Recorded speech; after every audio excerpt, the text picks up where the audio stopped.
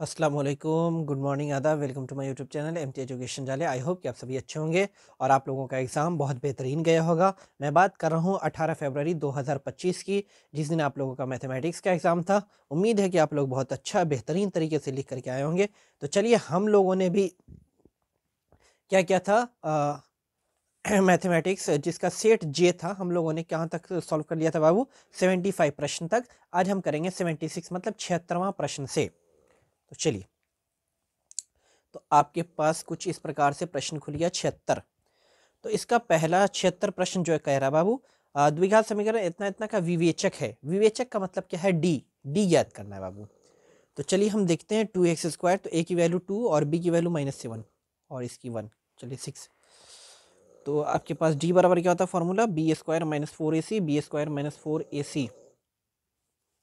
तो b की value हमारे पास कितना थी बाबू? 7 -7। तो 7 का स्क्वायर कर दो तो 49 और -4 की 4 और a की वैल्यू कितना थी बाबू? 2 और c की वैल्यू 6। तो 4 गुने 2 गुने 6, तो 49 माइनस 4 दूना 8 छक्के 48। 49 में से 48 तो 1। तो 1 वाला ऑप्शन कौन सा बाबू? देख लीजिए। तो 1 वाला ए में टिक लगा दिया। अब उसके बाद बाबू आता है बात अगले प्रश्न पर, 77। निम्नलिखित में कौन बिंदु x बराबर 2 के लेखा चित्र पर है? x बराबर 2 के लेखा चित्र पर है। x बराबर 2 के लेखा चित्र पर कौन सा बाबू? ये वाला ऑप्शन सही हो जाएगा आपका। ठीक है। अब उसके बाद बात आती है बाबू अगले 77 के बाद 78 पर।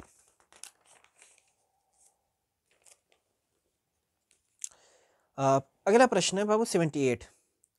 p+1, 2p+1 और 4p-1 का समांतर श्रेणी में है, तो p का मान है। अब सबसे पहले आप देख लीजिए, p1 है और 2 + p1। आपको याद होगा कि जब भी हम जांच करते थे कि AP में कौन सा पद है नहीं है, तो उसके लिए हम D समांतर करते थे, मतलब कि जिसका D बराबर आता था वो हो जाता था। यहाँ पर बराबर है, तो यहाँ पर हम करेंगे बाबू सबसे पहले दूसरे में से, मतलब कि A2 - A1। तो A2 कौन है? 2p। क्या बाबू? 2p। तो 2p क्या करेंगे बाबू? 2p +1, 2p +1 और माइनस p और -1। ठीक है। तो ये 1 से 1 खत्म। क्या था बाबू? हाँ, ये 1 से 1 खत्म। तो 2p में से गया तो p, तो कितना बचा? p। ये बचा p। क्या बचा बाबू? p बचा। हाँ, तो p बचा। क्या बचा बाबू? p। तो दूसरा क्या हो गया बाबू? p। p बचा। यस। अब उसके बाद क्या आया बाबू? अब उसके बाद क्या है? ये 4p। तो 4p -1 और माइनस, ये कितना बचा बाबू? 2p +1। तो -2p और -1, तो ये कितना हो गया? 4p में से 2p गया तो कितना बचा? 2p। ये कितना बचा बाबू? 2p और ये -2 और ये 4p में से 2p और -1 2। और पहले से था ये वाला d की वैल्यू कितना था? p। इस p को इधर का सीट के लेना, तो कितना हो जाएगा? 2p - p और बराबर -2 हो गया। तो 2p में से गया तो कितना बचा बाबू? -2 था तो इधर आया तो 2। तो p बराबर कितना बच गया? 2। इस प्रकार से, तो इस तरीके से हमारा बाबू कौन सा ऑप्शन सही हुआ? 2 वाला। तो चलिए इसके बाद अगला प्रश्न बाबू, समांतर श्रेणी 1 5 9 का सारवंतर है। घटा दो, 5 में से गया कितना बचा बाबू? 4। 9 में से 5 गया कितना बचा? 4। तो ऑप्शन हमारा आ गया 4 वाला ऑप्शन। उसके बाद है अगला प्रश्न आता है बाबू, 5 8 11 14 का कौन सा पद 38 है? तो सबसे पहले 38 निकालने के लिए a की वैल्यू कितना बाबू? 5। 8 में से 5 गया 3। d की वैल्यू कितना हो गया? 3। तो चलिए, तो क्या होता है फॉर्मूला? 38 बराबर क्या बाबू? 38 दिया हो ना? हाँ, 38 है। तो 38 बराबर क्या हो जाएगा? ए एन बराबर, ए एन की वैल्यू ये, ए की वैल्यू कितना बाबू? ए की वैल्यू आ गई आपके पास 5। कितनी आ गई? 5 और प्लस n-1, n-1 और इंटू डी की वैल्यू कितना बाबू? 8 में से 5 या 3। इसको इधर लेके घटा दो, ये गुना में तो भाग में कर दो। तो n-1 बराबर क्या हो गया बाबू? 38 - 5 और बट्टे 3। तो n-1 बराबर 38 में 5 गया कितना बचा बाबू? 33 और बट्टे 3। तो 3 से 11 33, 1 को इधर लिया तो क्या हो जाएगा? n बराबर 11 + 1 बराबर 12। तो 12 वाला ऑप्शन कौन सा है? तो 12 वाला ऑप्शन ये 12वां सी। अब उसके बाद आते 81 में। तो साइन 90 डिग्री माइनस ए बराबर आपको 8.3 में फॉर्मूला है कॉस ए। ठीक, उसके बाद बाबू अगला प्रश्न है अल्फा बराबर बीटा बराबर 60 डिग्री, दोनों 60 है। तो यहाँ पर अल्फा माइनस, तो 60 में से 60 जाएगा तो कितना बचेगा 0। तो कॉस 0 डिग्री की वैल्यू कितना है बाबू, कॉस 0 डिग्री की वैल्यू 1, कितना बाबू 1। जैसे कि साइन 90 डिग्री की वैल्यू जितना है उतना ही कॉस 0 डिग्री की है, और जितना साइन 0 डिग्री की उतना ही कॉस 90 डिग्री की है। यहाँ पर क्या हो जाएगा बाबू 1। अब उसके बाद अब आती है बाबू, यदि थीटा बराबर 45 हो तो sine theta plus cos theta का मान है। तो sine theta plus cos theta 45, sine theta 45 कितना होता है बाबू, sine theta plus cos theta दोनों 45, तो साइन थीटा 45 कितना होता है 1/√2 और प्लस 1/√2 कितना हो गया √2 का एलसीएम, तो कितना हो गया 1 + 1, तो कितना हो गया 2/√2 और √2 से काट दो तो कितना हो गया √2। मतलब कि √2 वाला ऑप्शन कौन सा है, बी आंसर। अब उसके बाद a बराबर 30, क्या बोल रहा है बाबू 84 में, यदि a बराबर 30 हो तो 2 tan a बटे 1 - tan स्क्वायर a का मान है। तो 2 tan a, क्या बोल रहा है a बराबर 30 हो तो 2 का 2 लिखे tan a, तो tan a तो tan 30 डिग्री और बट्टे 1 - tan स्क्वायर 30 डिग्री। ठीक है, तो ऊपर में 2 tan का tan 30 डिग्री 1/√3 और नीचे में 1/√3 का स्क्वायर हो गया। ऊपर में क्या हो गया 2/√3 और नीचे में हो गया 1 - 1/√3 का वर्गमूल कितना हो गया 9, √3 का स्क्वायर 9, 9 का वर्गमूल 3 और बट्टे में अगर हम जोड़ घटाव करें तो 3 का 3, 3 - 1 और बराबर कितना हो गया 3 में से गया 2/3, नीचे में 2/3 और ऊपर में 2/√3। ठीक है, इसको उल्टा देंगे, ऊपर ले जाएंगे तो उलट जाएगा, तो क्या हो जाएगा बाबू 2/√3, क्या हो जाएगा 2/√3, ये ऊपर वाला है अब ये पलट जाएगा तो 3/2, तो 2 से 2 खत्म हो गया और √3 से ये √3 3 अटकाता था √3, तो मतलब कि √3 कितने डिग्री, √3 है कहीं पर तो √3 नहीं, तो tan 60 डिग्री की वैल्यू कितना होता है √3, तो ये ऑप्शन हो गया हमारा। चलिए अगले 85 पर बढ़ते हैं। 85 कहाँ है बाबू 85, आ जाओ। कितना है tan थीटा बराबर 12/5, तो साइन थीटा का मान है। तो tan थीटा बराबर क्या होता है 12/5 दिया हो, tan थीटा बराबर 12/5, tan थीटा बराबर 12/5, तो साइन थीटा का मान है तो 12/5। चलिए तो tan थीटा मैं बता दूं आपको, tan थीटा की वैल्यू कितना है बाबू 12/5, 12/5। एक मिनट थोड़ा सा पेज बाबू इसको पलट लेते हैं। tan थीटा बराबर, tan की वैल्यू कितना बाबू 12/5, तो tan का फॉर्मूला था P/B, तो हम निकालेंगे इससे h, तो h हमारे पास आ जाएगा बराबर है 44 से 144 और प्लस 50 25 169, 169 का वर्गमूल 13। अब हम गए साइन तो साइन का फॉर्मूला था P/H, तो P की वैल्यू हमें मालूम है, P की वैल्यू 12 और बट्टे 13 आंसर। तो 12/13 वाला कौन सा ऑप्शन है वो देख लेना है, तो 12/13 वाला ऑप्शन नंबर बी। उसके बाद बात आती है बाबू इसकी। अब देखिए इसमें किसी एक को कन्वर्ट कर देंगे, cos 59 तो इसको कर दीजिएगा तो साइन में 31 आ जाएगा, और tan 80 डिग्री को अगर कन्वर्ट कर दीजिएगा तो cot 10 डिग्री आ जाएगा। तो इसका 1 हो गया, इसका 1, तो 1 1 को मल्टीप्लाई करेंगे तो कितना हो जाएगा 1, तो ऑप्शन नंबर बी हम। ठीक है उसके बाद 87 पर आते हैं, हम लोग बात करते हैं। उसके बाद बाबू आता है यदि tan 25 और tan 65 बराबर साइन ए हो तो ए का मान है। tan 25 को अगर हम कन्वर्ट करेंगे तो कॉट में, तो कॉट इंटू 10 क्या हो जाएगा आपको 1, अब 1 बराबर साइन ए, तो 1 साइन ए कितने डिग्री की वैल्यू होगी, साइन कितने की है, तो साइन 90 डिग्री की वैल्यू होती है बाबू, कितने डिग्री की होती है वैल्यू 1 होती है 90, तो 90। ठीक है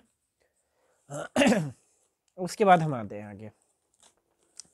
अब यहाँ पर है कुछ काम 88 में, यदि cos थीटा बराबर x तो tan थीटा बराबर, cos थीटा बराबर कितना बाबू x, तो cos थीटा बराबर x अगर होगा तो cos थीटा हम x लेते हैं, cos थीटा हमारे पास हो गया x, तो x/1 और cos थीटा की वैल्यू होती है b/h, तो हम इससे निकालेंगे बाबू p की वैल्यू क्या होती है √h², तो h² तो 1 का स्क्वायर 1 और माइनस एक्स का स्क्वायर 1 एक्स स्क्वायर। अब हमें निकालना क्या बाबू, किसकी वैल्यू निकालनी, 10 की। तो 10 की वैल्यू क्या था, p बट्टे बी। तो p की वैल्यू कितना है, इतना, तो root under 1 minus x square, और p बट्टे बी की वैल्यू x, तो 1 माइनस एक्स स्क्वायर बट्टे x। कौन सा घर है वो देख लेना है। तो हमारे पास बी नंबर ऑप्शन। उसके बाद आते हैं आगे, 1 माइनस कॉस 4 क्या है, 1 माइनस कॉस का पावर 4 थीटा। ठीक है, अब इसमें मेरे हिसाब से सी आएगा। अब सी कैसे आएगा देख लीजिए, 1 माइनस कॉस 4, तो 1 का 1 और माइनस कॉस 4 का कॉस 4 थीटा हो गया। अब हम इसको किस तरीके से लिख सकते हैं, 1 minus cos square theta into cos square theta हो गया, लिख सकते हैं बाबू।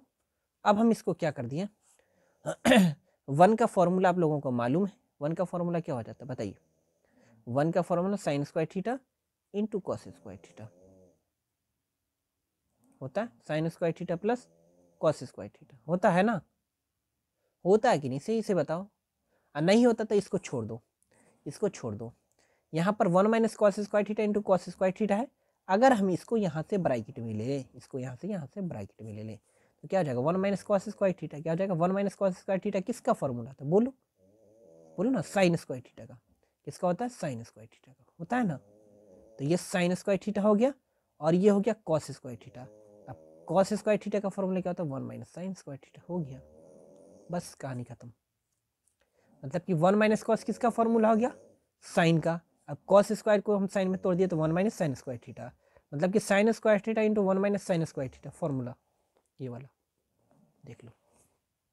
नहीं समझ में आता देख लो, एक दफ़ा स्क्रीनशॉट ले लो। चलो उसके बाद आगे चलते हैं। 90 वाई अक्ष पर स्थित किसी बिंदु का रूप क्या होगा, तो वाई अक्ष पर स्थित किसी बिंदु का रूप क्या होगा बाबू, सी नंबर। मतलब कि x की वैल्यू क्या होगी, 0। x की वैल्यू क्या होगी बाबू, 0। x की वैल्यू क्या होगी, 0। और y की वैल्यू कुछ भी हो सकती, y की वैल्यू कहीं भी हो सकती है। ठीक है, जब x पर होगा तो क्या होगी, y की वैल्यू 0। अगले प्रश्न पर 90 हो गया, 91 पर चलते हैं। यहाँ पर दिया बाबू, लिखित में किस द्विघात बहुपद के शून्यक 3 एवं -10 है। तो सबसे पहले हमें इसका निकालना होगा अल्फा प्लस बीटा, फिर अल्फा इंटू बीटा निकालेंगे। ठीक है, तो चलिए, तो अल्फा दिया है 3 और बीटा, अल्फा बराबर कितना बाबू 3, और बीटा बराबर कितना है -10। अल्फा प्लस बीटा अगर निकालेंगे तो क्या हो जाएगा, दोनों को अगर जोड़ेंगे तो 3 प्लस माइनस माइनस, तो 3 माइनस 10 बराबर क्या हो गया, -7। मतलब कि अल्फा प्लस बीटा -7, और अल्फा इंटू बीटा निकाले तो 10 या 30, तो -30। बहुपद का x square minus alpha plus beta into x, तो माइनस माइनस प्लस, तो कितना हो गया, +7x और -30। ये हमारा एक्स स्क्वायर -7 +7x -30 कौन सा है देख लीजिए, एक्स स्क्वायर, तो पहला ए वाला ऑप्शन। अगला प्रश्न आता है बाबू, यदि द्विघात बहुपद के शून्यकों का योगफल 3 एवं उनके गुणनफल -2, तो वह द्विघात बहुपद होगा। तो द्विघात बहुपद का फॉर्मूला, तो योगफल कितना दिया 3, तो x square -3x, x square -3x -2, तो ए वाला ऑप्शन आपका सही हो गया। उसके बाद आता है बाबू अगला प्रश्न, यदि x का पावर 4 माइनस इतना को जी x प्लस 2 से भाग दिया, तो x यहाँ पर 1 है, और यहाँ पर कितना लगाएंगे कि 4 आ जाएगा, सबसे पहले बताइए। तो 3, x का पावर 3 अगर लगाएंगे तो 4 आ जाएगा, तो यहाँ पर x का घात कौन सा सही होगा, 3। ठीक है, ऑप्शन नंबर बी। उसके बाद आते हैं 94 पर बाबू। 94 पर आ जाइए, x प्लस 2y प्लस 3 बराबर 0, 3x प्लस 6y प्लस 9 बराबर 0 के कितने हल होंगे।